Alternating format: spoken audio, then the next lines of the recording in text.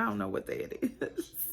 I think it's day 3 of me living in this hotel here in Hollister. I am glad to be counting the days down. I do work tonight. I had the weekend off. I haven't worked since Friday. No, I haven't worked since Thursday. And I am getting excited about going home. I started packing up my room today, and not that I really unpacked, but I did unpack a little bit. It was a mess in here, so I just cleaned up a little bit. I got a whole bunch of junk on the bed. Been binge watching Love and Hip Hop, enjoying Ratchet TV. Yes, that is one of my guilty pleasures, Ratchet TV. Anyway, if anyone would have told me when I started this assignment back in January that toward the end of it, we would be in a national pandemic, I definitely would not have believed it. So I just woke up. I am getting ready to take a shower. There's all the bags and trash and crap that I'm throwing away. I'm about to take a shower and head in for shifts 1 of 4. Y'all wish me luck. I'm so tired. All right, so I'm all showered and so I'm about to be late.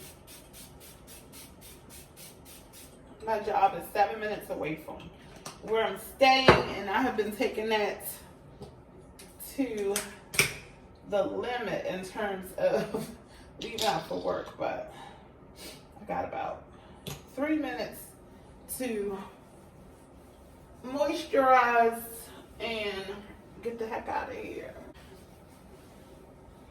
It's still kind of damp, but you know, at least it is a little better than before. I was looking so crazy, just walking around here with no definition, just looking real not cute, okay? But twisted my hair this morning. It took me about 2 hours to do this. 2 hours, and you see it's just mostly the top and the back, but yeah, 2 hours.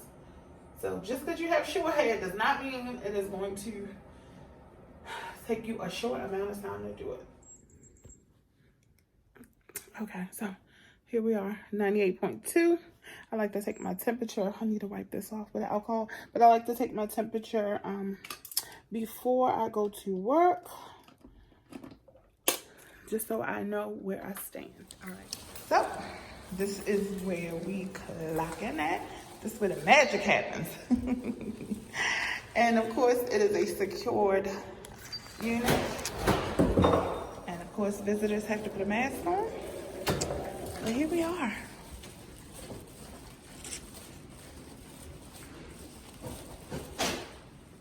Alrighty, let's tour. We've never done that here. If you hear background noise, I'm literally in the airport editing this video, but I wanted to get it done. So this is the nurses station. They have a pretty big nurses station here. The unit is shaped like, I guess it's sort of kind of like a circle. It's a pretty big unit. I believe there are 20 rooms on the unit. I'm not sure, but anyway, this is the back hallway of the unit, and it leads to the PACU and the substerile area on the unit. And let's see, this is, nobody ever goes back here to chart, but you could chart back there. This is the kitchen. They have a huge kitchen here that, again, is never really used at night. They have a dishwasher. Can you believe that? And out here, this is the PACU, and I really have not done much work in here because I haven't done many OR cases on this assignment, but they have a pretty big PACU, and they have a dedicated OR team that recovers all the patients in the PACU. And let's go look in a room. So we're back at the nurses station. I told you it's like a big circle, and let's go see what they have in the rooms. So this is at this hospital what the labor rooms look like. This is the charting station for nurses. This room is set up for my C-section who's not coming in until in the morning. It's a repeat scheduled section. So this room is set up. So I'll show you guys everything in here. These pumps I have not used since I was a new nurse. I am accustomed to the Alaris pump. I guess this one is called the Braun, where you click this thing and pull this down, and your cassette, your cassette for your pump goes here, and your line, your tubing goes through this chamber. I haven't worked with this pump in a long time, but I mean, it's pretty uncomplicated. This is your basic setup for fetal monitoring. They use this Philips, and this drawer is all your stuff you're gonna need for delivery and or putting a patient on the monitor. Your belts, your blood pressure cuff, gloves to check your patient, more gloves, paper, red rubber catheters to empty the bladder. Your kiwi is in here if you have to apply that to assist with the delivery, a vacuum assisted delivery. These are the monitor pieces they use. So this was different for me. So their monitor pieces here, they don't, they just like, I don't know how to explain it. They just like lay against the patient's skin, and you just use the strap to kind of hold it down. But I am accustomed to the monitor piece that has the actual attachment on each side where you pull the strap through the loop and secure it that way. So that was something I had to get used to here. What's in this one? I don't even think I've ever gone in here. So that's my computer / supply cart. Bed, again, it's already set up to receive my patients. You have your SCDs and your pump, which will be placed on the patient. We put these on the patient before surgery, and then once they come out, we connect them to this machine to help with circulation while mom is immobile. Got your baby crib here. In these drawers are your supplies for your baby. Diapers, wipes, blankets, everything you'll need for baby. Every baby gets their own thermometer, cord clamp remover. Every baby gets their own. This is the sleep chair for your support person, which right now with everything going on with COVID, we're only allowing one visitor with mom. I think this is oxygen. Yep. Oxygen and suction. Oxygen and suction equipment here. Barf bags. I'm gonna be honest, in my whole career, I've never seen these before. I like this. If your patient gets sick, they can, you know, vomit right in here. I hate vomit. Who likes vomit? But it really wigs me out. But everything goes right down in there. You just throw that away. I like that.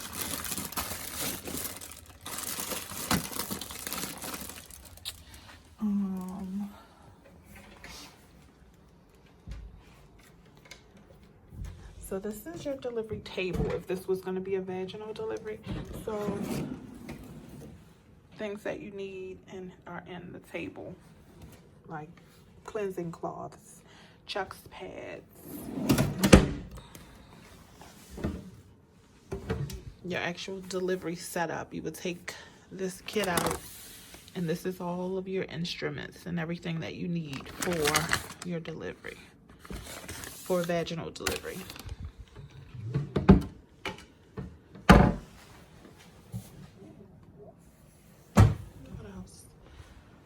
more supplies in these cabinets. Oh, they're not locked.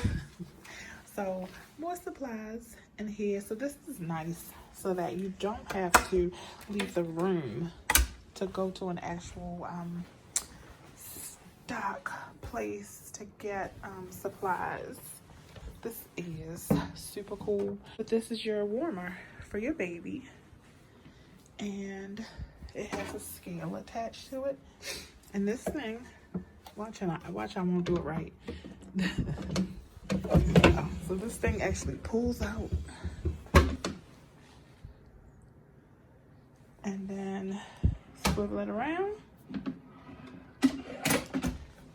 And you can weigh your baby here. You can do care for your baby here. At this particular hospital, they are baby friendly, which means that for the first 2 hours of life, mom and baby are not separated.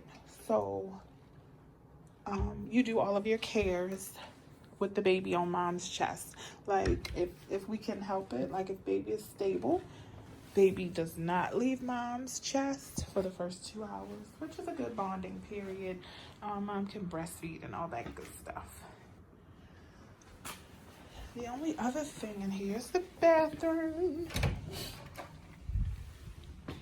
It's your regular old bathroom. Here, we have everything for mom that she'll need after her delivery. And another thing that I think is nice here is they have an actual bag. Now I'm not gonna touch all of the items in here, but they have an actual bag with all of your pericare supplies in there. So I like that. And it has the name of the hospital on that bag. And you can reuse this bag, so that's kind of neat. So I'm home from my shift, just getting off of work. Let me find some good light. There we go. So my shift wasn't bad. I was a triage nurse last night, and we had one mom and one patient came in through, not through triage. She came in for a scheduled procedure this morning. Went ahead and admitted her. And of course, I pre-screened her before I brought her onto the unit, her and her support person. And they both answered no to all of the questions. And the pre-screening questions that we ask are you sick? Do you have a cough, shortness of breath? Have you traveled anywhere in the last 14 days? Is anyone at home sick? I think that's about all of the questions. And then we take a temperature of the patient as well as their support person. So at the hospital I work at, moms are still allowed to have a support person with them, whether that is their significant other or a designated family member. So right now, as long as their support person is free of symptoms or they pass the pre-screen, they can join mom to support her in her delivery. I do know some of my friends who are working in different states, in different hospitals, where moms are not allowed to have support people with them during a labor and delivery. And if you can imagine having a baby all by yourself, that has to be frightening. That has to be scary. It has to be overwhelming. It has to make you anxious. I can't imagine being by myself, having a baby. And for us as nursing staff, it is difficult to constantly be at the bedside while your patient is laboring. Of course, we are there when needed. However, oftentimes the patient has family support to help them with coping out there in labor. So it's just a wild time that we're living in terms of healthcare. It just really, really makes you think about things that you probably haven't thought about ever before. So my process when I get off of work, so I sometimes used to wear my hospital scrubs home. especially if I didn't, do anything, or if I wasn't exposed to any bodily fluids or anything, I might wear my scrubs back home. But now I have stopped that practice. I change into street clothes to leave for work and to come back. So this is how I'm going. And then I leave my shoes. Well, at home, I never wear shoes in the house, but let me see. Let me turn the light on. So I never wear shoes in the house. That's just a practice that I've had since I've been a nurse. But now here, I leave my shoes at the door because I don't want to track whatever I've been walking in all night, all the way through my hotel room, because I'm trying to stay well. I'm trying to go home the same way that I came here 13 weeks ago. COVID free. I mean, we didn't know about COVID 13 weeks ago. I don't believe. It may have been something that was known, but we weren't paying this close attention to it like we are now. So I'm getting ready to take my temperature, and then I'm going to take a shower, and then I'm going to take a nap. So I hope you guys are well, and I'm just keeping you guys updated with my last couple days here, being a nurse who, I guess, I'm not going to say, well, I am on the front line because I work at the bedside. However, the community that I'm working in, the hospital, has a low census, and we're not exposed to a lot of sick patients like you might see in other places. So when I say not on the front line, that's what I mean. But I am essential. I am working at the bedside 3 to 4 days a week. So I'm just trying to do my part and taking care of myself so that I can provide safe care to my patients. All right. I'll see y'all later.